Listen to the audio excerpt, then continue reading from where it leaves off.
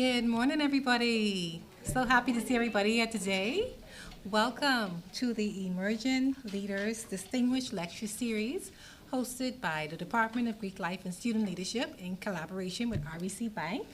We'd like to thank you all for coming this morning, and I will now turn it over to our moderator, Mrs. Trisan Mackey.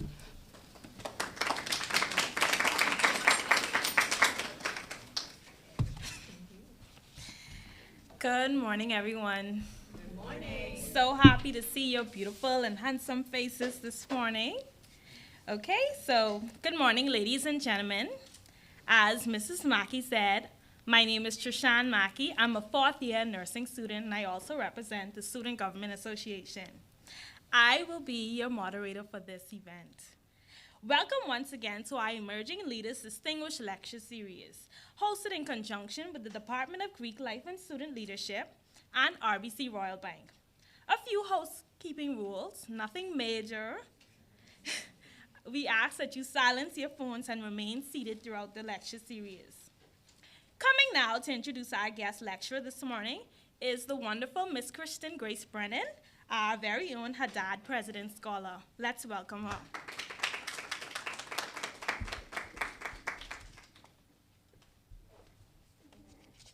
Good morning.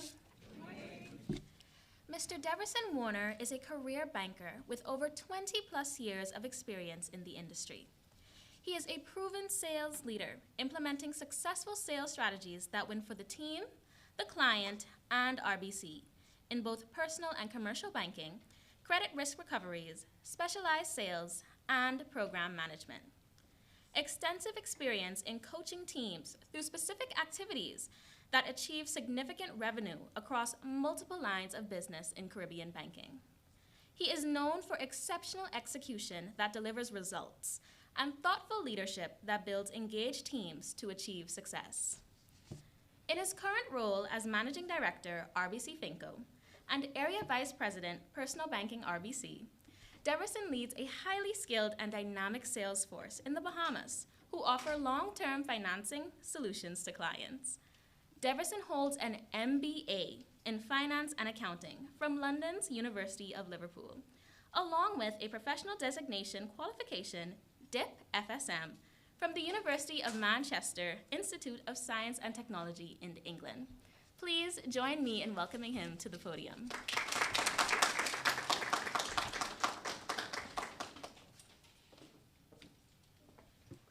Thank you so much. Can we give her another round of applause for that warm welcome?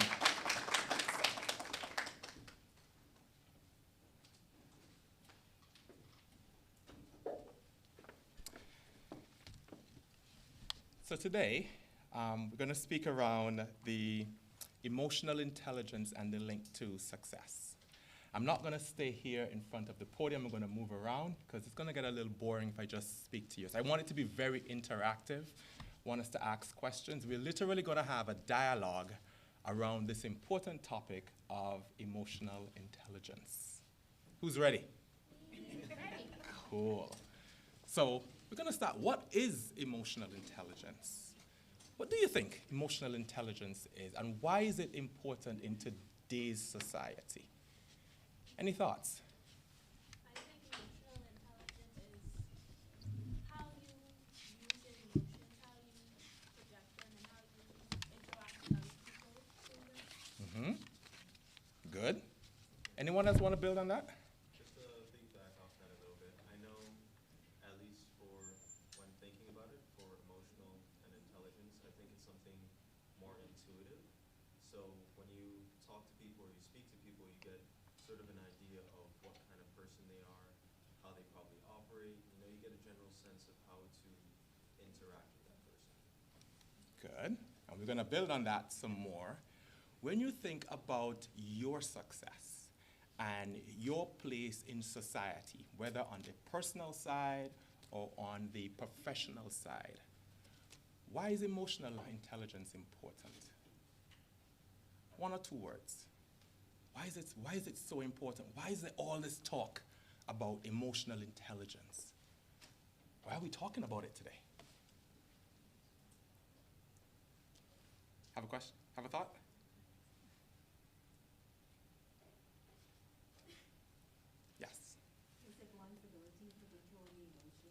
Hmm. school environment and you work from home, and you're conflicted with conflict or a challenge.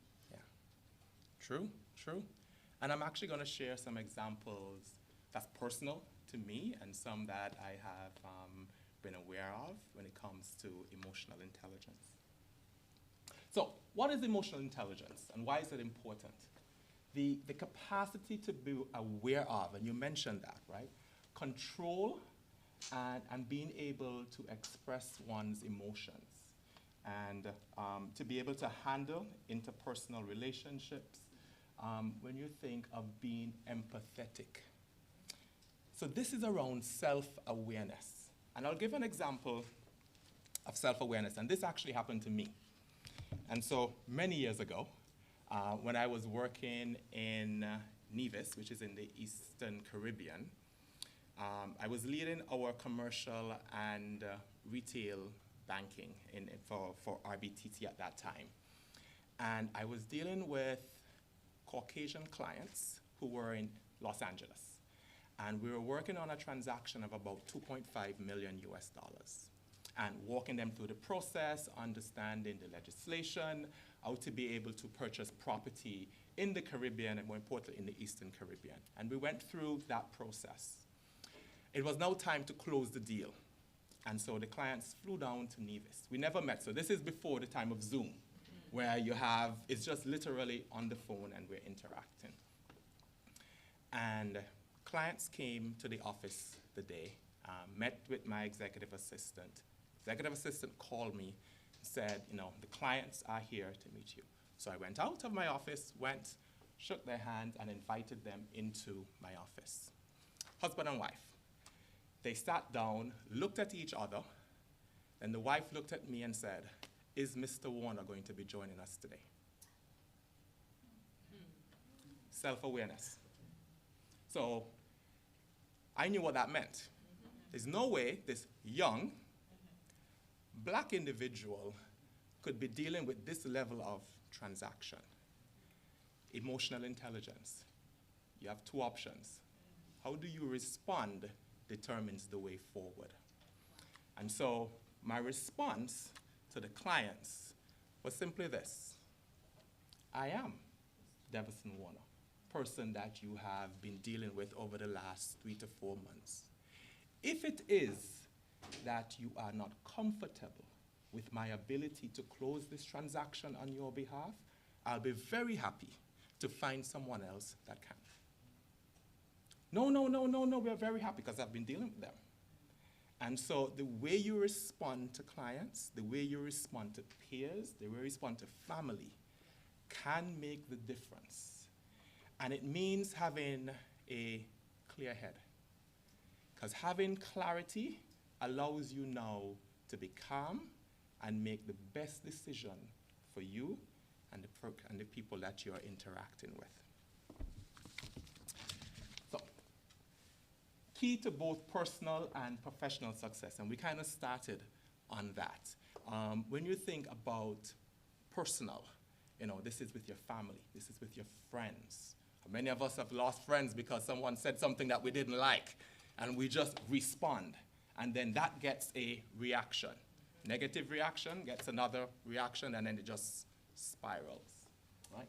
The ability to perceive, use, understand, manage, and handle emotions. So that kind of speaks to what I shared, right? So this is now where the self-regulation comes in. So one, you have to be able to be self-aware, right? This is happening. I'm not comfortable. Then it's, how do I control my emotions? Because the next few words out of my mouth could mean the difference between, from a career perspective, could mean my job. It could mean damaging a relationship on the personal side. And it could actually mean now my brand, which at the end of the day, no matter how much money we make, no matter the fancy titles that we have, the only thing that we have in this world, really, is our brand. And our brand is how someone perceives you, not how you perceive yourself. It is how someone perceives you. And that's why it's so important. If it's one thing I would ask you to take away today, protect your brand like it is the most important asset that you have, because it is the way people receive you. We live in a world with human beings. We have to live with them. So I can think I'm the best thing since sliced bread, but if you don't think that, you're not going to want to interact with me. You're not going to want to do business with me. You're not going to want to have a relationship with me to be able to move to that next level. The skills and ability, to help and identify, understand, and manage your own emotions, to identify and empathize with emotions of others. So this is around empathy, this is around motivation, this is around social skills. How many persons have we ever interacted with where we have actually left the conversation and said, that's a really smart person? But the interaction, oh my gosh, like they're just what you call socially awkward. What was that? I have not met nobody like that. Yeah? Anyone has met someone that's very intelligent? They're like a walking encyclopedia. But they say the most off-base thing in a conversation. You're talking about A and they're talking about J, and you're like, what? What did you, what? What does that even mean? Correct. Emotional intelligence, right? That's the ability to, when you think about your emotions, understanding the environment you're in and ensuring that the conversation, the dialogue meets that. In my career, I have seen my peers, folks who may be above me, below me from a career perspective, who I would say were on that fast track. We all know folks like that. We're like, okay, that person is going places. We're seeing them being part of various dialogues, associations. We're like, okay, that person is either going to be the next CEO, that person is going to be the next prime minister. They're able to influence, and you just see them on that fast track. Then all of a sudden, you don't hear anything else. Emotional intelligence. Knowing when to speak, when to remain quiet. Knowing when to speak up, and knowing when to advocate. That's a skill. It's a skill that you have to develop over time. And unfortunately, I've seen some really good, solid people. IQ, very high. Walking encyclopedia. But the ability to interact with another human being, to get someone to be able to believe in the vision, is a challenge. And they can't move forward. That's key. There's a gentleman today, I lived in Trinidad for 7 years. There's a gentleman today that sits in prison in Trinidad because of his inability to control his emotions. Road rage. 4 o'clock in the morning, on the highway, someone cuts you off. 2 options, okay? You probably curse in your car, but he took it a step further. He cursed in his car, followed the other car, cut off the other car, came out his car, and shot him to death. What? Inability to control and manage your emotion. It happens. Have you ever heard someone, or have you ever heard the term, someone fly off the handle? Yeah. Right? And you're just like, but all I said was A. Emotional intelligence. I feel like he had a lot going on. Could be. So this is where the self-awareness comes in. You have to keep track of what's happening in your world. Understand it. And then once you understand what's happening in your world, what are your triggers? Then you have to regulate it to ensure that you keep your emotions in check. So emotional intelligence is around understanding, I would say, those non-verbal cues. You have a chance to fix a situation before it happens. I'll give you one other example, and I don't have a chair to demonstrate. So when I was this is in St. Kitts, interviewing a few persons for a leadership role in the bank, and this young man, bright individual, when I looked at his resume, top of his class, went to university, came back, honor roll, and he came to this interview for a leadership role in jeans, sneakers, t-shirt. Okay, you may say, well, he's dressing for his day, right? But perception. And I said, okay, well, let's get past that, because his resume on paper, he looked really good. This is the emotional intelligence piece. He sat in the chair, and if I could demonstrate how he sat in the chair.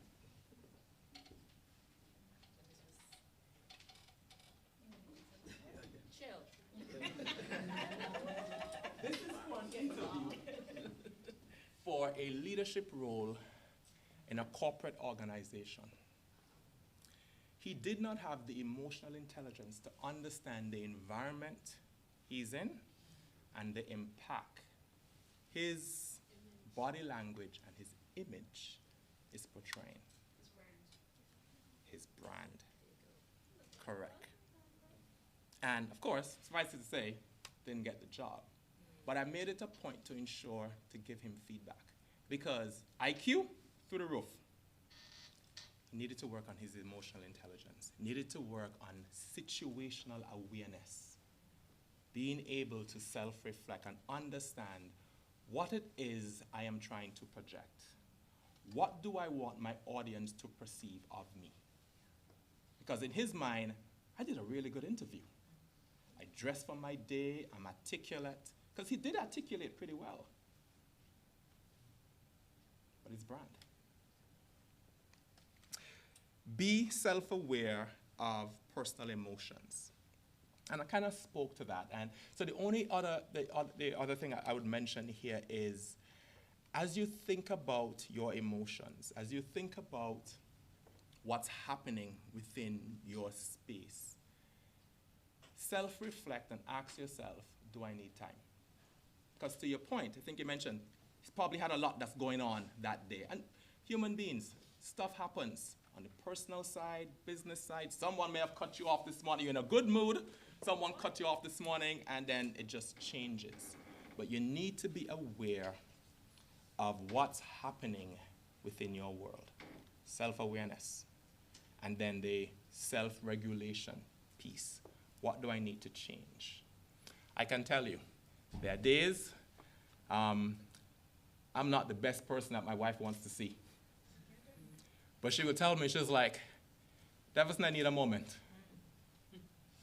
Give me about 15, 20 minutes. I know what that means. If she's on the left side of the room, I go to the right. But it's being aware. And sometimes you have to, and nothing's wrong with telling someone, give me some space. I need to come down for me to be able to have that interaction with you that's respectful, one, but two, we could actually get something out of it. It's going to be a quality discussion. Improve efficiencies when you think about emotional intelligence. And this is being empathetic, understanding the situation. I'm going to give you another example, and this actually happened to me. And I want your feedback on how maybe you would have interacted, what would have been your choice of words or actions, and give me some feedback on my choice of words and actions. So, paint the scenario.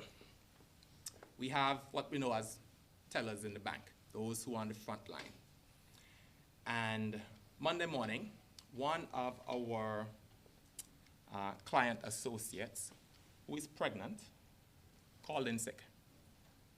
Says, unable to come to work today, morning sickness, not feeling well. So did not come to work on Monday. Tuesday, came to work, and by midday, not feeling well, actually in the bathroom, vomiting, left in the afternoon, did not come back. Wednesday, worked all day. Thursday morning, called in sick. Said, not feeling well. Once I feel better, I'll come in. Came into work Thursday afternoon. Friday morning, came into work, literally by 9 o'clock, back home. Friday afternoon, another colleague who is also on the front line came into my office and said, I need to have a conversation with you. It is unfair that we are doing all of this work and we have to pull the weight of one of our colleagues.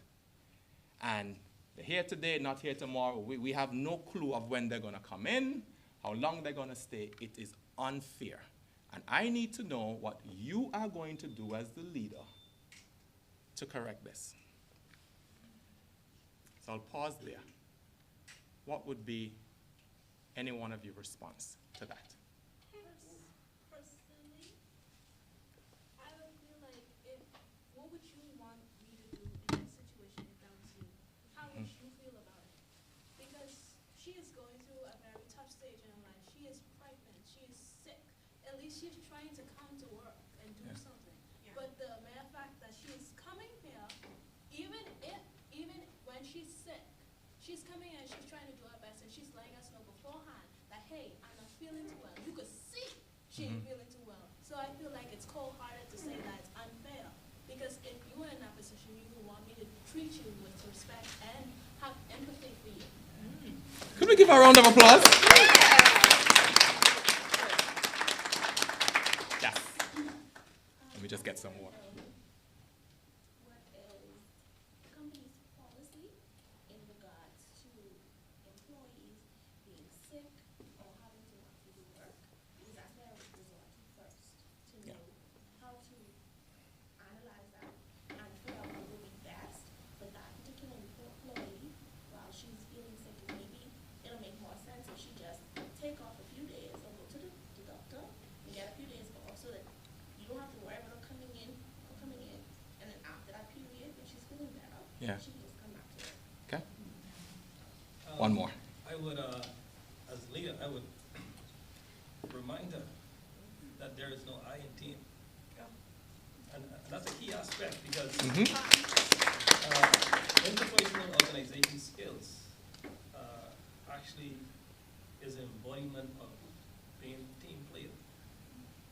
Whereas we carry each other and not be ourselves. Good point. Give them a round of applause for that. So I'll share with you, this was my response. Thank you for the feedback. You have just reminded me that I need to call that individual and thank them, just like what you said, for not feeling well and being able to make themselves available. Because by law, you're allowed to be out of work for 2 days without any documentation. She could have taken her 2 days, then on the third day, go to the doctor and get off a week. The fact, and here's where the emotional intelligence piece comes in, and you have to look at the situation. Came to work, left. Said, not feeling well. Every single day she made an effort. Now, when I also said, never been pregnant, don't know what it feels like to be pregnant, but I know for individuals, it varies. Some folks have a very easy pregnancy, others don't. And so my feedback to that particular team member is, yes, there's no I in team, but you also have to look at how individuals step up and show up. And that individual did. So I actually called her and thanked her. And said, I want to thank you for making an effort. It shows that you have this team at heart. And you are making an effort, although in your sickness, to make a contribution. Yes? But not to be the godfather. I was waiting for this. I do understand where the colleague was coming from, and you have to give them credit. They didn't, meet a fit, they went to you privately and they said, I have some concerns Yeah. about this matter. Mhm. And I think that was very professional of them, and you understand where they're coming from, because even Yep. though they should be more empathetic to her situation, Mhm. from their point of view, it's like, I'm coming in every day, doing this work, and I'm seeing a colleague, and they're, you know, coming in, coming out whenever they feel like, obviously, you know, Yeah. I don't know their situation, I don't know their life. but Correct. yeah. Correct. So that's a very valid point. And that's where the conversation now continues.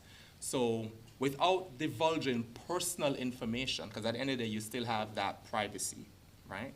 It's understanding, from my viewpoint, where that colleague and team member made an effort. But also understanding that I have a responsibility now, because to your point, the team member said, we're struggling here, we're sinking, right? We need 5 man here, we only have 4. And here's where now we had to create a strategy of, in the absence of a team member, how could we juggle and shift and make, to ensure that the team now understands, 1, but 2, can feel comfortable that I'm just not given extra work, there's no compensation for it, and I'm just doing extra work, right? And so that's to your point, that was the second part of the conversation. And they understood and they said, okay, yeah, we're gonna chip in and support as well. Can I have a follow-up question? Yes. On that one? So, my thought process is, from a brand perspective, this individual's brand perspective, he was their leadership. How do you perceive that person from this, I guess, isolated situation? So this is the person who was sick or the person No, who made the person who came in and said, you know, we need help out here. Yeah. You know. So that's what I would call that ability to speak up. So I commended her for that, because they could have just sat back and just, couple among themselves that, this is not working, he's not doing anything, what's happening here, but they spoke up. So I commended her for that, because it takes courage to speak up. She came in my office, closed the door and said, I need to have a conversation with you. I'm not happy. And that takes courage. So commended her for that. And through dialogue, we're able to come to an agreement. Yes. All right, I'm just loving the questions. This is so cool. I just want to say that for the colleague that stepped up and came into the office, it is my belief and moralistic view and value that I don't see, whereas that colleague had some empathy or any moral values in either observation of a colleague in terms of if she approached her, okay, are you going to be okay? How are you doing? So that type of empathy check. Checkmate that first, and then any blue, whereas if you don't see it as the situation was in terms of pregnancy, then I can understand her step into the plate and say, hey, they're struggling. So you see that? Self-awareness, being aware of the situation. Right. So all that individual saw was that this person was not here at this time, but not understanding what transpired before. And to her credit, she didn't have all the information, right? And so what I could share, I did to help her to understand exactly what's happening and the effort that was made. Encourage others to develop strong interpersonal skills. And so emotions are contagious.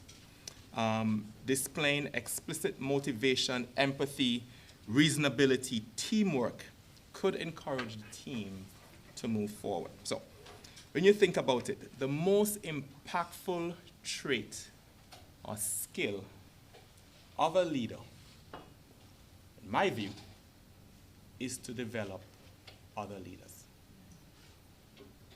First and foremost, my number one role as a leader is to develop other leaders.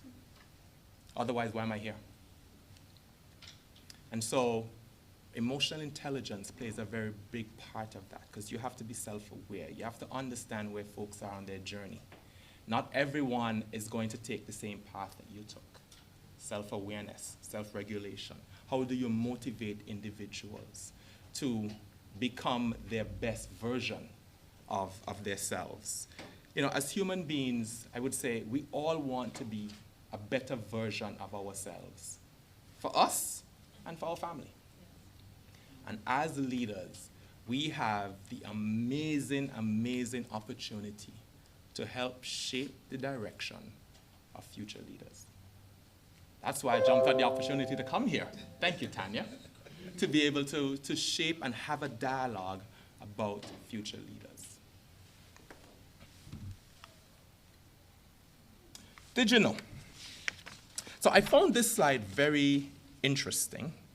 And so the writing is a bit small here. So let me do it from here. A 40-year study at the University of Berkeley reported emotional intelligence is nearly 4 times more powerful than IQ. Remember we spoke about IQ, right? In predicting success. When you think about the social skills, how am I building relationships with my peers, with senior leaders, executives? How am I building relationships, bring it close to home, with family, with friends, right?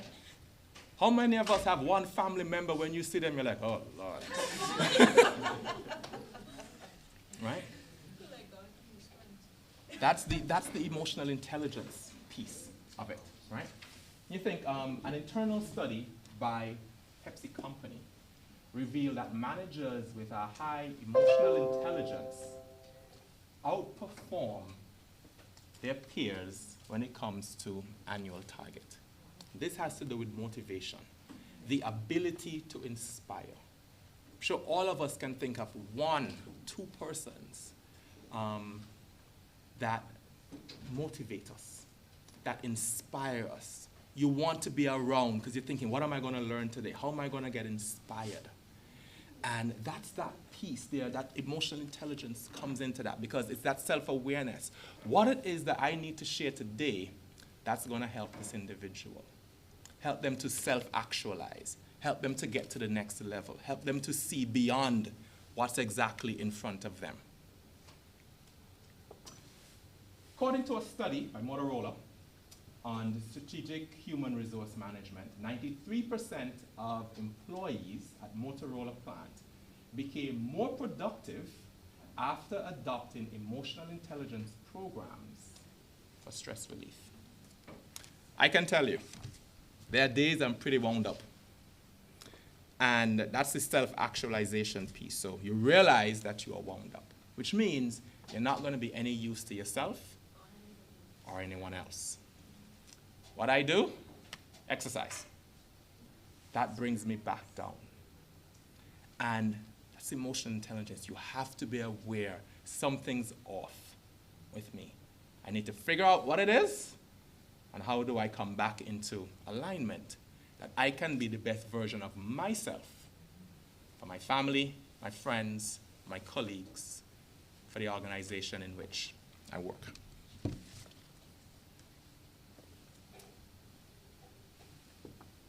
According to the World Economic Forum,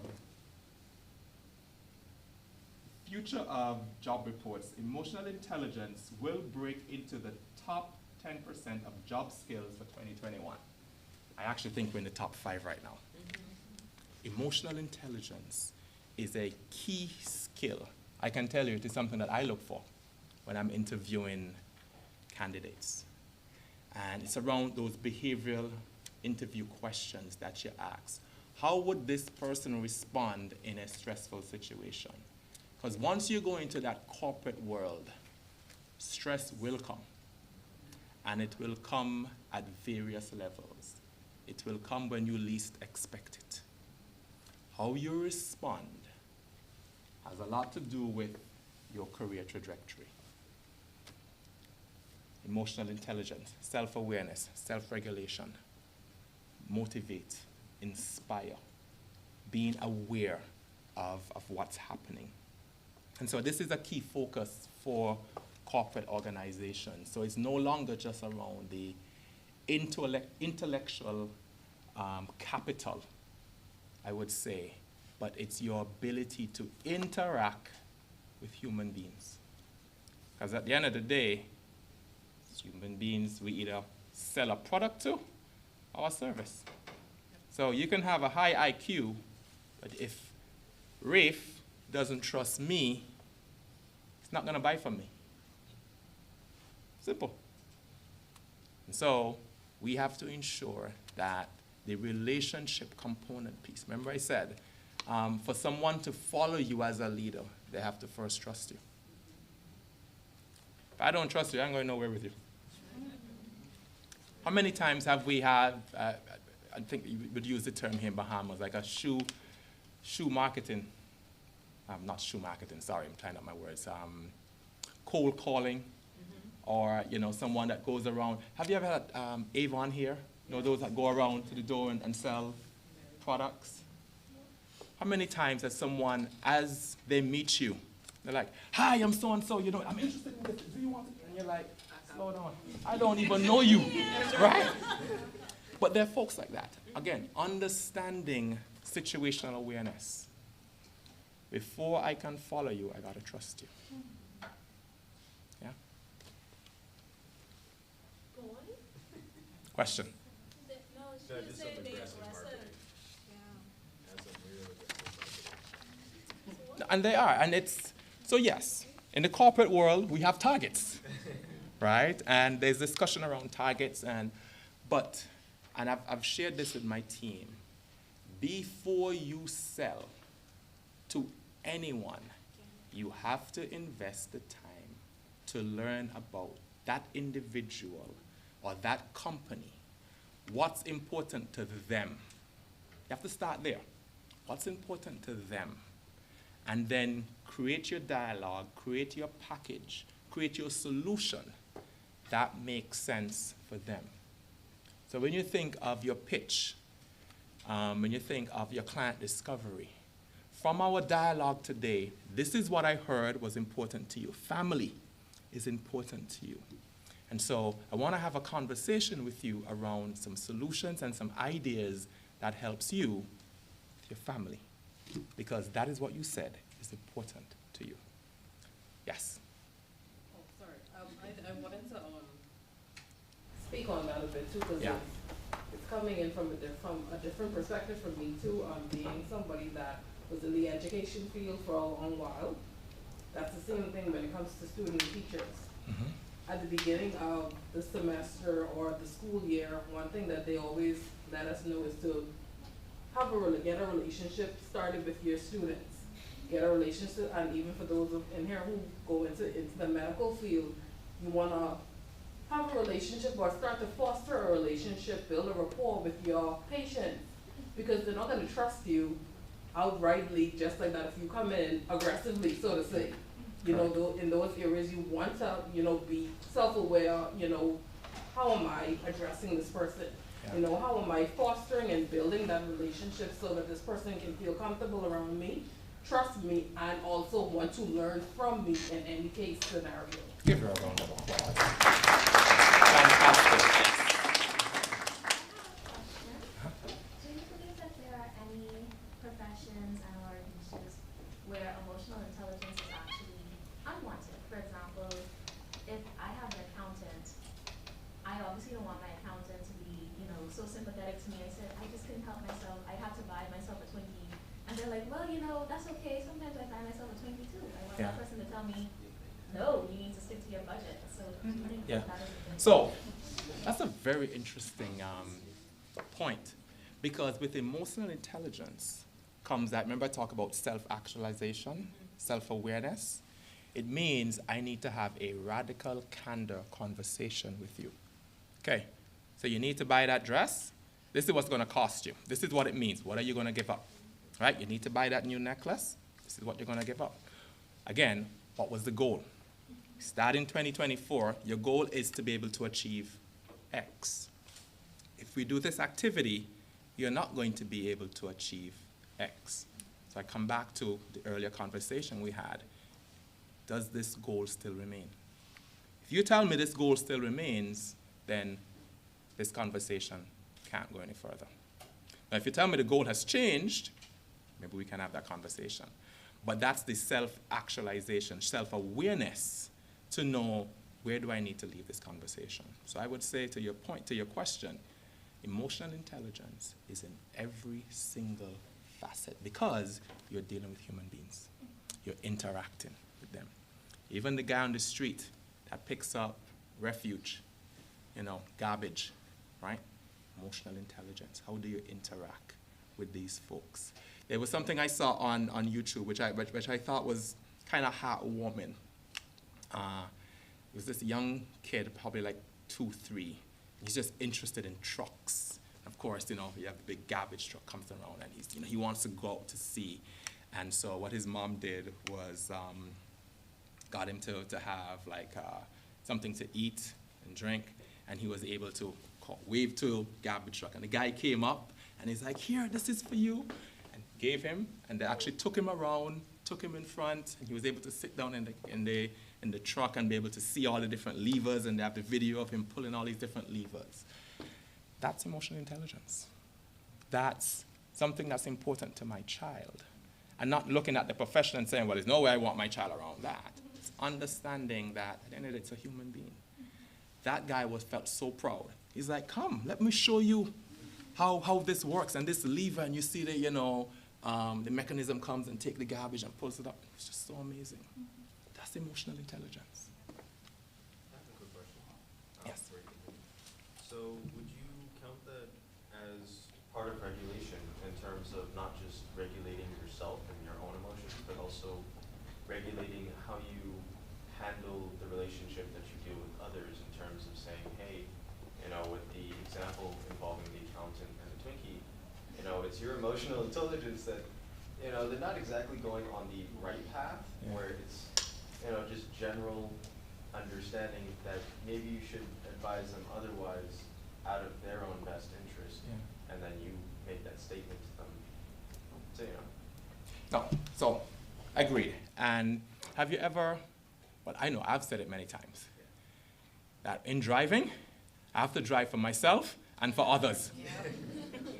Emotional intelligence, that's the exact same thing, right? So you're being self-aware and understanding your emotions, but also understanding the emotions and the feelings and the background of that person that you're speaking with. And then how do you tailor your dialogue, your conversation? Understanding that. So you're understanding yourself and still understanding that individual. Because at the end of the day, you're interacting with someone. So we're going to talk about traits, emotional traits to learn. So we spoke quite a bit about self-awareness, right? The capacity to better understand why you feel this way, what you feel, helps to view the situation from a more objective standpoint. So understanding why you're upset, understanding why you're sad, understanding why you're happy. And we don't sit and go into this long thinking position but it should come naturally. All right, something's off. I'm not smiling today. Or have you ever met someone and they just look different? Like something's off with this person. They're not as jovial as they were. And so I'll give this one example, and this actually happened within RBC. There was a client that came into the branch one day, and normally, hi, morning, how you doing? Go around and say the highs and the hellos.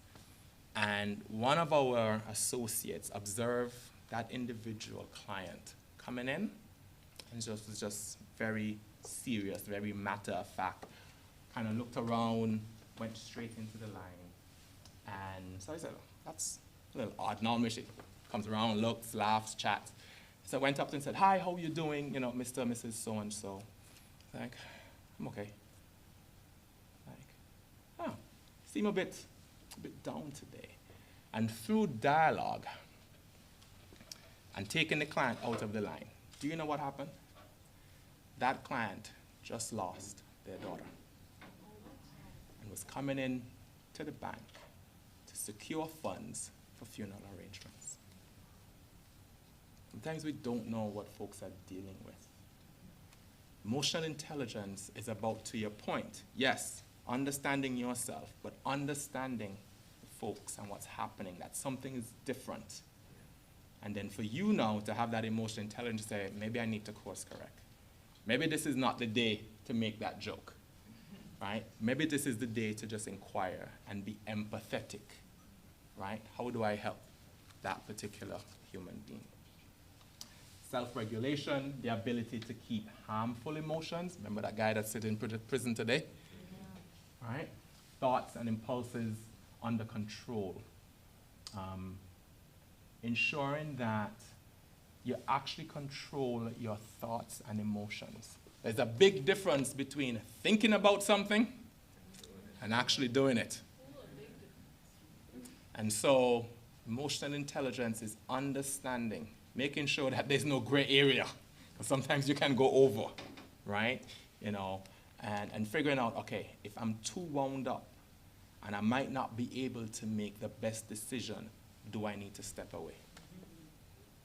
Have you ever been pressured to make a decision and you're just not comfortable? Someone's pressuring you? Emotional intelligence is to know I am not in the best frame of mind to make the decision that's best for me. Because every single person in this room has an agenda, including myself. So when someone is pressuring you to make a decision and you're not comfortable or you're not sure, ask yourself, do I need to step away? Do I need to be in a different frame of mind, self-actualization, before I make that decision? Sorry, you had a question. Okay, yeah, I have a question. In dealing with people, like, sometimes you want to help them, but at the same time, you don't want to get hurt. This might not be related to this, but at the same time, you might be the best person to pick for it. So, how do you deal with people but still protecting your own peace and your own self? There's no right answer. I'll tell you why. Because every situation is different. I can tell you, my wife is going to kill me for sharing this, but I'm going to share it nonetheless. My wife is a big softie. And so my wife is originally from Jamaica. And Catherine, her name is Catherine. We're driving on the road. When she sees, especially a young child on the road begging, like her heart just melts. Like she wants to stop and say, take my purse, take this. And I'm constantly having that conversation with her to understand. I said, some of this is about playing on your emotions. Yes, I want you to be empathetic. I want you to help another human being. But you also have to know that what's happening in your space, when you can, and how much you can help. You can't just pour everything out because the next person comes, then you have nothing. You have nothing for yourself. So that's that self-actualization. So there's no, I would say, a perfect answer. It depends. It depends on the situation. It depends what you can do and what you can afford to do. Have you ever heard the expression where, I've just given all that I have and I have nothing else for me? Can't do that. Reason being, all of us been on an aircraft. During that safety demonstration, one of the key things that flight attendant tells you, in the event of an emergency and the oxygen mask is deployed, whether it's your 2-year-old child or your husband of 40, 60 years, put on your own oxygen mask first before helping someone in your environments. There's a specific reason for that. Because for you to help someone, you must have the energy, the know-how. I'm trying to help you, and I can't breathe, don't have oxygen, not really helping you. For me to be able to help you, I have to be in the best possible position to help. So put on your own oxygen mask first before you help someone in your environment. I hope I've helped you a bit with that question. Yes? I have a comment specifically on the difference between thinking and doing things. I'm sure most people here have heard about those nurses who got fired because they went on TikTok and they explicitly on this viral video said all of the things that they don't pregnant women come in because they're maternity nurses and the things they do. For example, they said like, oh, we hate it when you come to the front desk for water, like there ain't water at the end of the hallway. Or like, oh, we hate it when you refusing the epidural, when you say you need a 10 out of 10 pain, like girl, just take it. And all of them got fired, right?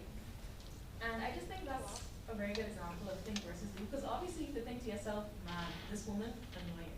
Like, you shouldn't be thinking that as a nurse, but Yeah. I can't stop what you think, you know, that's your right as a person. But to go and say that on a video, to these women who have to come here in the most vulnerable time, to you, trusting you, Yeah. and you keep saying, I really don't like it when y'all come to me for me to do my job. Like, Social media is a blessing and a curse.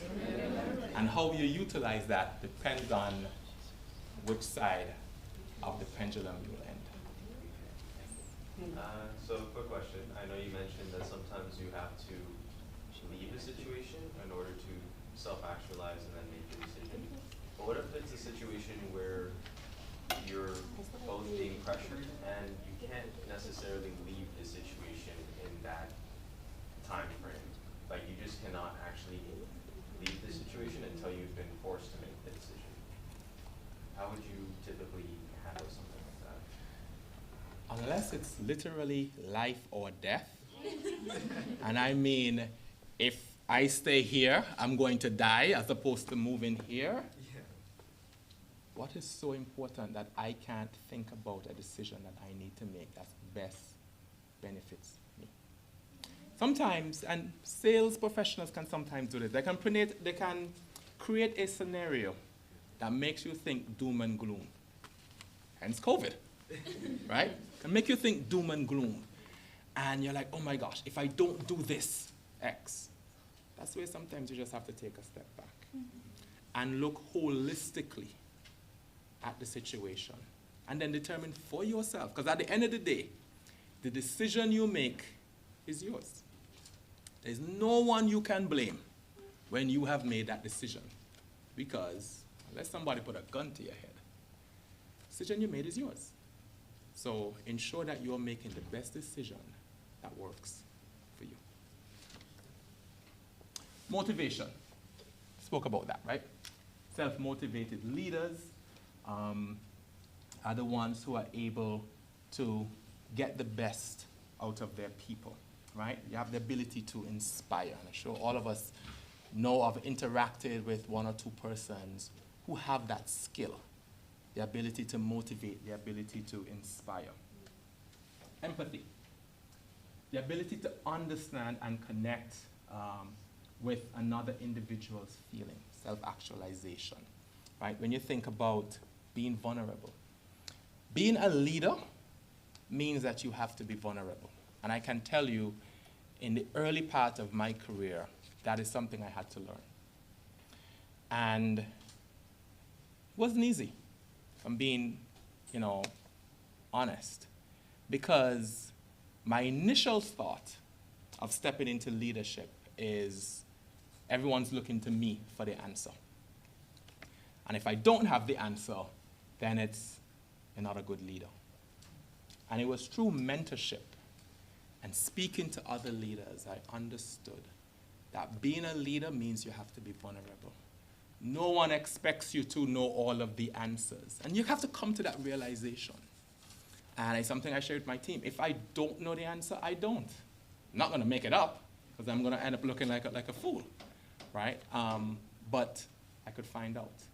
You have to be vulnerable. When you're dealing with a human being, you have to be vulnerable to be able to identify and connect with a human being on that level. And so, empathy is key. Social awareness, the ability to accurately read and interpret social clues, to be able to communicate effectively. Cooperation. The ability to work in a team. And this is not as easy for everyone. There are folks who naturally gravitate towards that environment where they can work with a team. There's some who are just loners. It's like, no, I want to do this on my own. But when you think about emotional intelligence, the ability to work with others is going to be a key trait if you're going to be successful in this world, whether it's in the personal space or the professional space. Influence, the ability to influence, right? And this is the ability to influence, I would say, peers, senior leaders, family members. I'm sure all of us have interacted with, when that person says, oh, we're doing this, majority of folks say, okay, yeah, that makes sense, right? The ability to have your peers listen to you and say, that makes sense. I'm willing to go in that direction. That's a skill. It's a skill that you develop over time, but it comes through human interaction.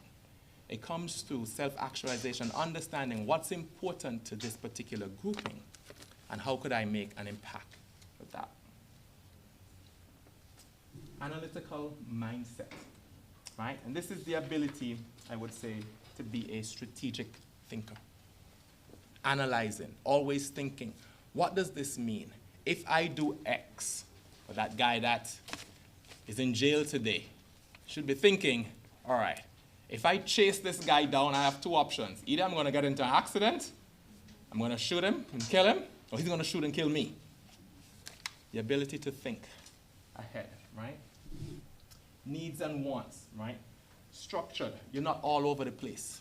You're very precise. This is something that I want to work towards. This is what it's going to take to get there. These are the people that I need to be able to help us to achieve a specific objective. And I love this one, curiosity.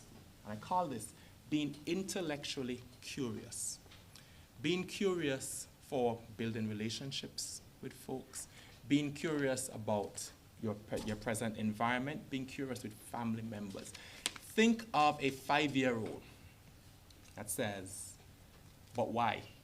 But why? Sometimes it gets a little annoying, but if you think about it, they're curious.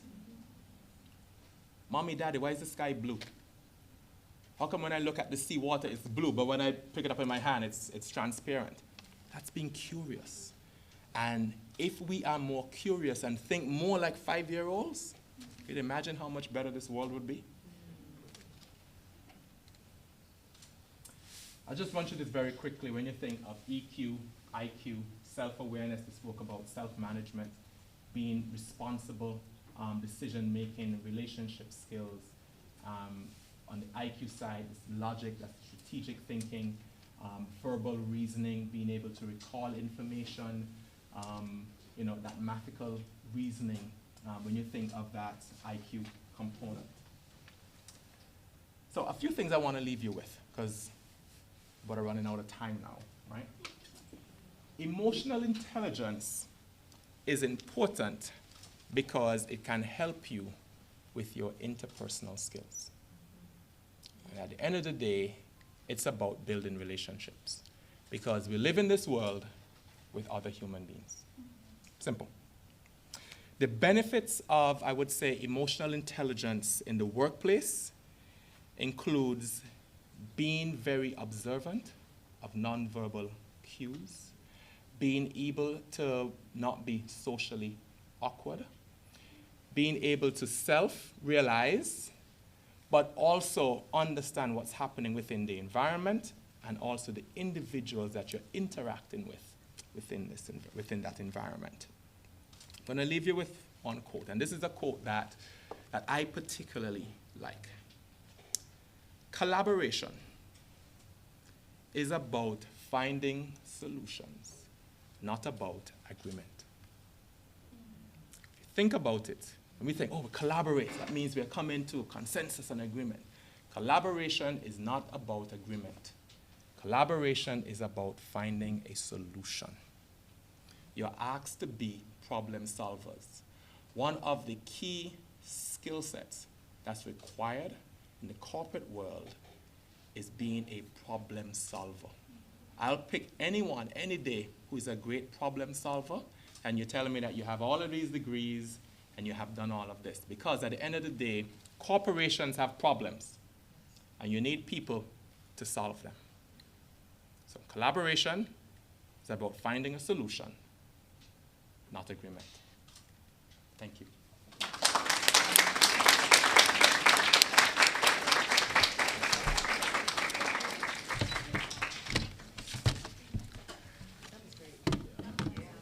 Thank you.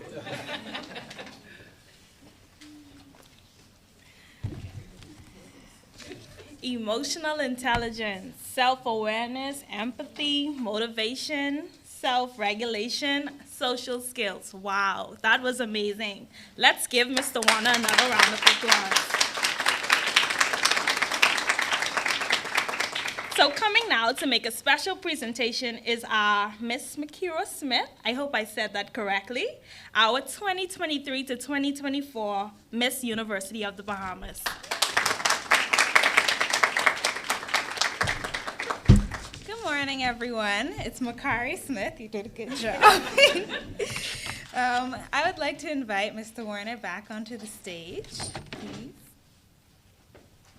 All right, Mr. Warner, on behalf of the University of the Bahamas and the Department of Greek Life and Student Leadership, I would just like to thank you for sharing with us the importance of emotional intelligence. And I'd like to offer this token of our appreciation. Thank you so much. Thank you so Appreciate it. much.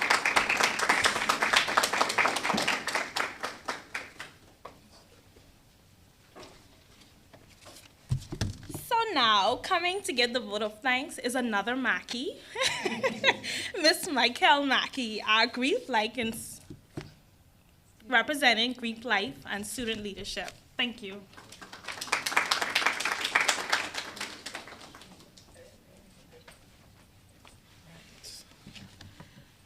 Well, good afternoon, everyone. So, as she said, my name is Ms. Michael Mackey, and I'm representing the Department of Greek Life and Student Leadership today. And it is my pleasure, on behalf of the University of the Bahamas, the Department of Greek Life and Student Leadership here at the university, to thank everyone who assisted in making this event a success. First, a special thank you to Mr. Deverson Warner, Managing Director at RBC FINCO, for a very informative and engaging lecture today. Let's give him a round of applause. We would like to thank Mrs. Tanya Hutchinson from RBC Bank for collaborating with us and sponsoring this event. And we would also like to thank the RBC personnel who have joined us today. Thank you to Miss Trishan Mackey, Senator of the School of Nursing, for moderating this program this morning.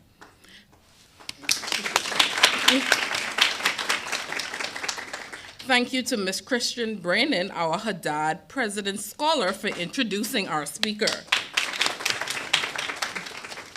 Thank you to Ms. Makari Smith, Miss University of the Bahamas, for offering the presentation to Mr. Warner. We would also like to thank our Greek Life and Student Leadership departmental student workers who were assisting with setup and making sure that everyone was signed in today.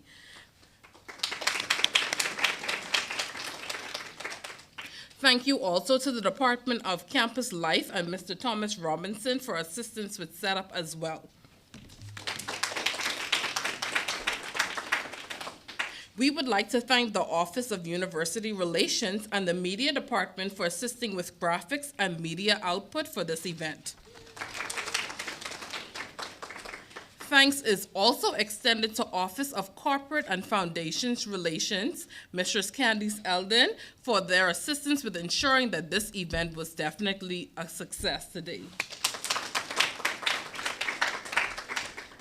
Special thanks are also extended to Dean Romelda Moxley, Dean of Graduate Studies, Mrs. Monique Hyla, and Dr. Adderley, and students from the College of Business and Graduate Studies. Finally, a special thanks is extended to all of you present today, both in person and those virtually watching, for joining us today. And we hope that you take away the jewels from today's lecture. Thank you once again, and I invite Mr. Shan Mackey back to the podium.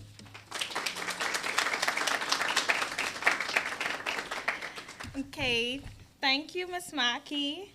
Okay, so before we go, we're gonna allow our RBC guests to leave first. So you will be exiting to my left, your right, correct? Okay, and you're gonna go down the stairs. Okay, so before that, we just wanna get a quick photo up with everyone. Okay, so we ask that our RBC representatives come to the front and other UB representatives.